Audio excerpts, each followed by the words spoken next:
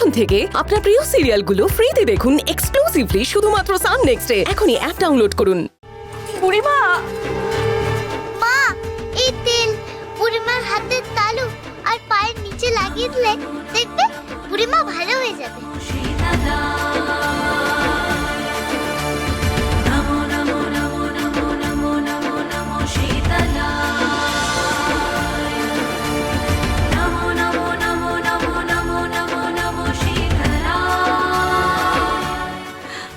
বুড়িমা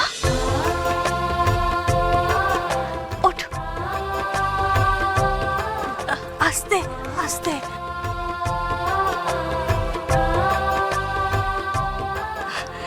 এখন কেমন লাগছে বুড়িমা? শরীর ঠিক হয়েছে? আমি যা ভয় পেয়ে গেছিলাম, তোমার হাত পা যে একেবারে ঠান্ডা হয়ে গেছিল। ভাগ্যিস আমার মেয়ে তোমার হাতে পায়ে তেল লাগিয়ে দিল।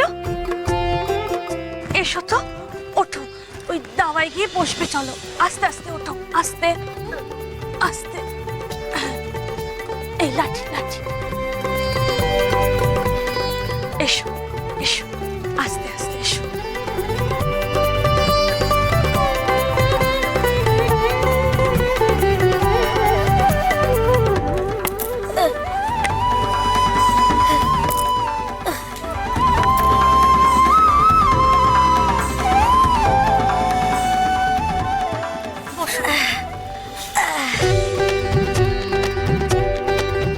আরে মেয়ে, তোর তো দেখছি অনেক বুদ্ধি। তুই আমাকে সুস্থ করে দিলি। মাগো, এই মেয়ের ওপর ভরসা রেখো মা। দেখো, আজ এই বিপদের দিনে তুমি ভয় পেয়ে গেলেও এই মেয়ে কিরকম ঠান্ডা মাথায় আমাকে আমাকে সুস্থ করে তুললো বলো।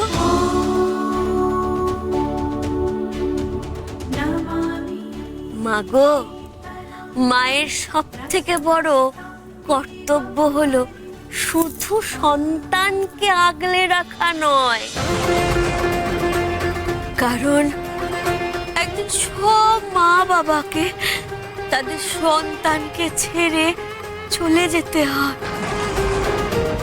বরং মা বাবাকে প্রত্যেকটা সন্তানকে এমন ভাবে তৈরি করা উচিত যাতে মা বাবাই ধরাধাম ছেড়ে চলে গেলেও সন্তান কখনো নিজেকে অসহায় বলে মনে না করে।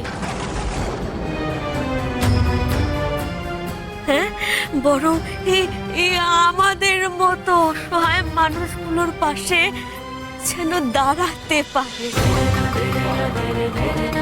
মা, তুমি শুনলে বুড়িমার কথা? এখনো তুমি আমাকে জোর করে আটকে রাখবে?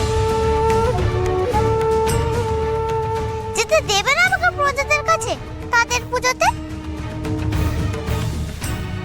মহারানী, তোমার মেয়ে শীতলা অতি সুলক্ষণা। তার জন্য শুধু এই গ্রাম না গো, এই গোটা রাজ্য বেঁচে উঠেছে। এই মেয়ে যে জন্মেছে সকলের কল্যাণ সাধন করবে বলে।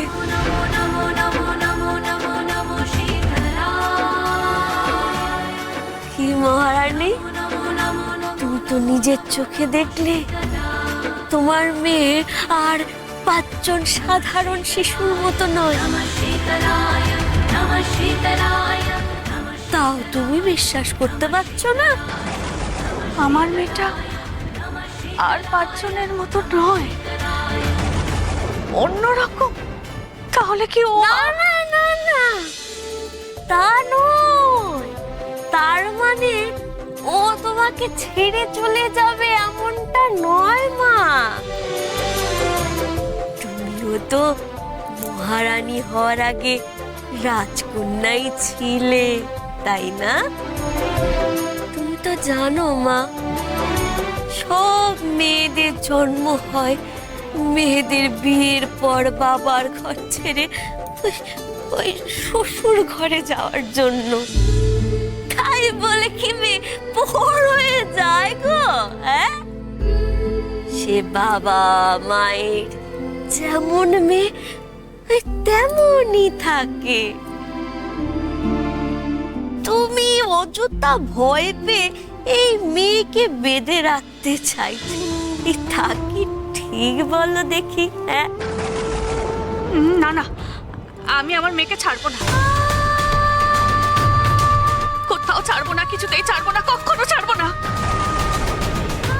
কেন মা, কেন ছাড়বে না?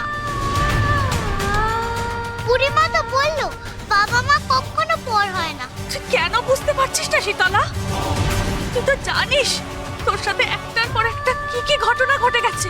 মরতে বসেছিলি তুই, তারপরেও বলছিস আমি তোকে ছেড়ে দেব? না, কখনো না, কখনো না। বুড়িমা, আমায় ক্ষমা কর। আমি জানি আমি অন্যায় করছি, কিন্তু এছাড়া যে আমার আর কোনো উপায় নেই। শীতলা, চল চল বলছি, চল।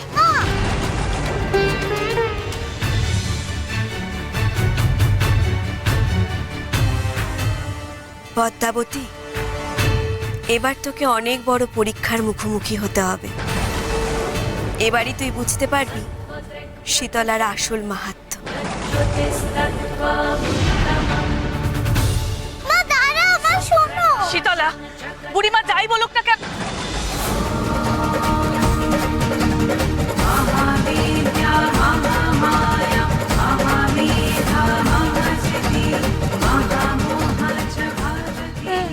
কি বুড়িমা, বুড়িমা তো এখানেই ছিল, গেল কোথায়?